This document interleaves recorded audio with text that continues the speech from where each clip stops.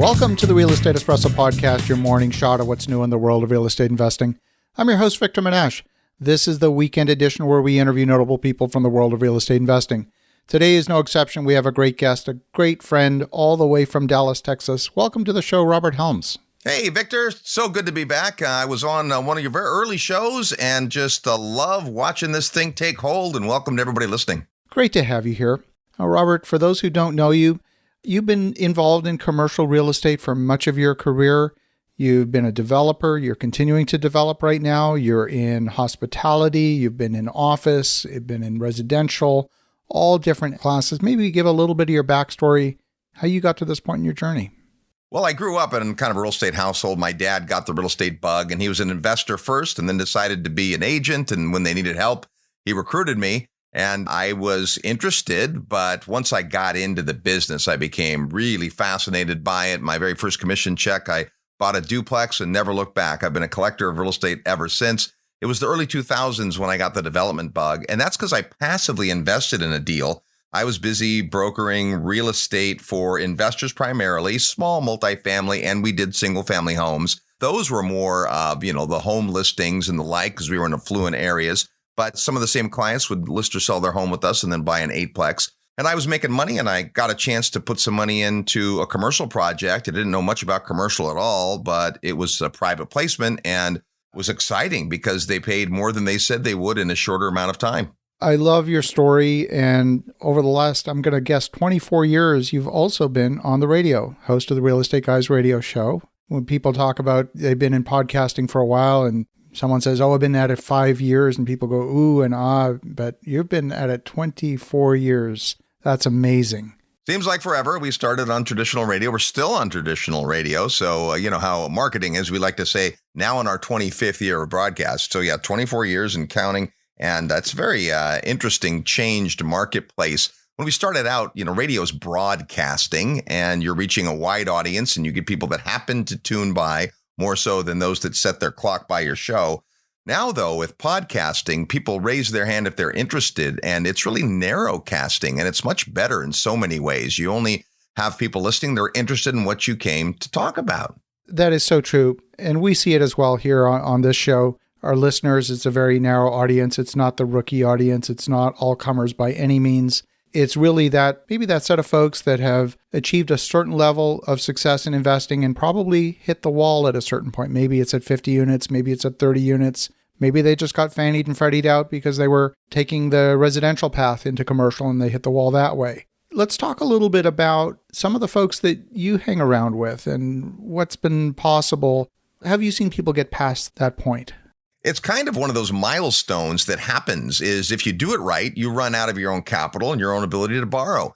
In the U.S., we say we get Fannie and Freddie'd out because we can only get so many traditional loans. And that's kind of true. There's always ways around that. But the cash deployment's the other part. Once you see opportunity everywhere and you narrow your focus to know what makes sense for you, you find deals and pretty soon you're out of money. And now what? Well, you got two choices. You can either say, well, I'll replenish my warehouse of cash, and when I have more, I'll buy something else and I'll sit it out between now and then. Or you can decide to help other people, which is our favorite thing. We think the single best opportunity in real estate today isn't just owning property, but syndicating, putting together bigger deals. I know a lot of your listeners are those folks. They find more opportunity than they can handle, and rather than try to kid themselves, they bring along other folks. And a syndication is just assembling a team where everyone brings something different. Some people bring the money, some people bring the expertise, some people bring the relationships, sometimes people bring a property, and together, everyone achieves more. What you're saying reflects certainly what we do in our business and is a reflection of real estate is not a solo sport, although I suppose it could be. But like any business, it's a team sport. If you're looking to scale up, if you're looking to get escape velocity, as opposed to getting stuck in some low Earth orbit that you can never escape, which is kind of what happens when you get fannied and freddied out, you really need to bring those other people along for the ride. It's critical. And, it is possible, I think, to be that lone wolf, the guy that goes out there and flips houses and finds one on an open house on the weekend and gets enough a pile of money to buy it and then do some work and spends the next 5 months of their life, with most of their weekends spent at the construction stores. And that's a way to do it. But I think for a lot of people, that grows tiring quickly. It's a great experience. You go do that for 3 or 4 houses. Now you know what it takes to hire somebody competent. The only way anybody scales is through this mechanism, building a team. And it doesn't have to be a syndication, any kind of a team. Watching your business grow and the variety of deals you can do. And really, in a pandemic, if you hadn't have put together such a great team, you wouldn't be able to really be in business. So I think teams are critical. I think another part is that we can only each be so good at so many things. So people gravitate to what they're good at and what their skill and expertise and experience has built them up towards. And that's the thing for you to focus on and find people to fill the other roles. Because really, as it becomes a bigger game, everything is better about it. Better profit margins, fewer competition for deals. There's lots of reason to try to bump up a notch or two in your investment. This past year has been transformational in so many ways. It's certainly highlighted areas of weakness. It's exposed them quickly. And I think that's been true for a lot of folks. A lot of people out there playing defense. I know for us, it's been a fantastic year of opportunity. I don't say that too loudly because it sounds arrogant. It sounds insensitive perhaps to those that are struggling and genuinely struggling. But I think we literally live in an environment right now where it's almost an all-you-can-eat buffet of opportunity. And when that happens, then what is the constraint? Is it opportunity? People come to me and say, Victor, I can't find deals. Well, we don't go looking for deals. They all come to us. I'm sure you experience the same thing as well. And so then in that environment, what is the constraint? It's almost always bringing enough capital, enough resources, and enough expertise to the table. Well said. And at the same time, people are unsure with the run up in the stock market and the roller coaster and the metals and just all the things happening. A lot of folks would be content to give the ball to someone who's out there doing it, meaning I can passively invest my dollars and let a professional fund manager or developer work on a project that's bigger than I could do on my own, better economies of scale, all professional team. When you're trying to save money as you're rehabbing a fourplex, you're going to take the low-cost bidder. You're going to pick the can of paint that's $2 less a gallon. When you do a big project, you don't have to think like that. My development partner taught me that the best people, when you hire the absolute best at their craft, it actually doesn't cost you more. It makes you money. And I have seen that live out so many times. And I think the other interesting overlap is, even though you're right, money may be the bottleneck for a lot of folks, they're just now realizing, I don't have to invest in Wall Street. I don't have to follow my company's plan. I could find a private investment, and private comes with privacy. So there's a lot of reasons for people to be looking at investing in Main Street instead of Wall Street. Yeah, I love that. So what's been your personal experience over the past year? I know that you've got assets both in the U.S. as well as outside the U.S. Some have been affected clearly by the pandemic, by the shutdown. What's been your experience? How have you managed to survive that? Yeah, it's been such an interesting, learning time too, because back in February, you would have made different bets perhaps on industries and markets and demographics than you would make today. Now we have the hindsight of what a pandemic looks like. So I think we've seen all of the above. Most of our multifamily holdings have done pretty well, but for a long time, we have held the idea that you need a diversity of tenant base. You don't want everybody working at the same place. I only have one apartment complex where that is true. 80% of my tenants all work for the same type of industry and some for the same company. If you instead have diversity, then you'll be okay. I mean, if all your tenants worked at movie theaters and gyms and restaurants, you were in trouble for a while. As you know, we have some of that too, some of that kind of retail restaurant property in our portfolio, and that was definitely hit hard. Many, though, of the tenants have been able to secure government funding. And so when we thought, we're going to have some big vacancy here, it was rough for a couple months, but that came around pretty well. We're in hospitality, which is really a tough business to be in, but knock on wood, it has been great to see that turn around pretty quickly. We discovered a bunch of great things. And I think this is a great lesson, no matter what your niche is that studying operations is never the sexy thing for us deal junkies, but it's a great time to do that when everything else is slow. And we have a hospitality property that was printing money in the first quarter of 2020. So much so that we were spilling it and we were sloppy and we didn't know it. We went through 8 months of complete shutdown because the airport into the country was closed. And it gave us this great opportunity to pause and go back, and we cleaned house in a lot of ways, in systems, in personnel. And today I feel like we have the most rock solid team. Thankfully, our market is picking up, and even more so, our property is really picking up. So we're looking for the silver lining like everybody. We've weathered the storm in pretty much every investment. We haven't had a catastrophic loss yet, I'm happy to say, but there's definitely some properties that fared better than others. And this is the part of being a diversified investor. If all your eggs are in one basket, no matter how great that basket seems today, something like a pandemic comes along and everything changes. Absolutely.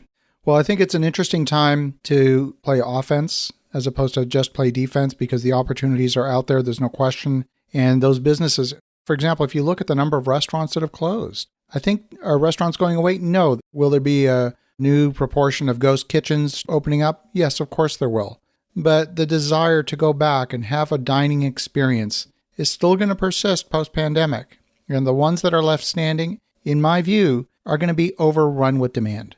Yeah. Well, and so many businesses are like that. You know, if you can only operate well when occupancy is high in whatever kind of business you have, well, that's not really a durable business. People that have been able to figure it out through the pandemic and have lived to tell are in great shape. And as you mentioned, a lot of businesses are doing really well right now. And I think the part about playing offense is huge. This is not a time to huddle up under the blanket and wait for it all to blow over.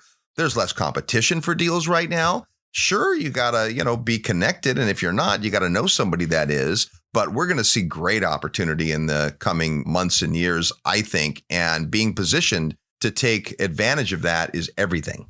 Absolutely. Now, I know you have an event coming up in Dallas, one that I've been part of many times, and I'm saddened to say that it's probably not going to be possible for me to be there, but I am such a believer, such a supporter of the secrets of successful syndication. It is one of those events, and there's very few on the planet that I would endorse in this way. It's one of those events that brings together the quality of training, the caliber of people, and that's really, I want to emphasize the second, the caliber of people. And then third, the most important is a culture. It's not one of those run to the back of the room type seminars, sign up for this program type seminars. It's just really, really, really high quality of people, of content, of connections, of relationship building. And I would just love for our listeners, if they're able to travel or if they're local to Dallas, to come out for the Secrets of Successful Syndication. Tell us a bit more about the event, because I know, unfortunately, I probably won't be there this time, sadly, but I would love for our listeners, if they can make it, to be there. Well, thank you for those kind words, and you will be missed. You always bring more than your A game to this event. We always have you present for us, and you're one of the faculty members that changes it up quite a bit. But even more so, I think where you add value, and to your point, a lot of the faculty do, is in the hallway conversations and in the reception and in the bar at night, and just all those places where you're meeting people that are really doing the thing, whether that's passively investing in bigger deals or actively putting together funds or developments or projects that are exciting. And so the event happens twice a year. The one coming up is the last weekend in March. We call it a weekend. It's really Friday and Saturday, March 26th and 27th. It's 2 full days. It's a giant workbook. It's a bunch of solid education. It is not a big upsell to anything. I'm sure we'll tell you about our big investor summit and some of the other classes and things that we do, but that's not the outcome of this. It really is to foster that interaction because of the team nature we talked about before, Victor. That's not, just something to say. That's really how this business gets done. You drive around, you look at anything of substance in real estate, a 200 or 300 unit apartment building, a big office building, a mall, a movie theater. Almost every one of those real estate investments was done through syndication, private capital coming together. And if you've never had exposure to that, this will be a great place for you to do it. I know we've already got some of your listeners coming, so excited about that. Wish you were coming, man. But I know as soon as you can get back to one of our events, you'll be there. Oh, absolutely. March 26th, 27th in Dallas. Are you still holding it at the same Omni Hotel near the airport? No, we've actually moved the hotel because of the pandemic. The hotel we've been using up until now is dark right now. They furloughed everybody. So we moved to a new venue, but it's super easy because it's right in the airport complex. So if you want to fly into DFW, you can get there from the other airport, but it's easy just to be there and never have to rent a car or anything. You get all the details by just sending an email to syndication@realestateguysradio.com. So that's a mouthful, right? Syndication@realestateguysradio.com. Fantastic. Well, for the listeners at home, definitely you want to come out to the Secrets of Successful Syndication, March 26th and 27th in Dallas. And yes, I remember now it's being held right in the airport, right in the hotel in the airport. To get more information, reach out to the Real Estate Guys at syndication@realestateguysradio.com. That's syndication@realestateguysradio.com. And Robert, thanks for the perspective, and look forward to when we can actually shake hands and hug, hopefully in the near future. Thank you, sir. Thanks for having me back, and everybody enjoy out there. Well, for the listeners at home, definitely reach out to Robert at syndication@realestateguysradio.com. That's syndication@realestateguysradio.com. And in the meantime, have an awesome rest of your weekend. Go make some great things happen. We'll talk to you again tomorrow.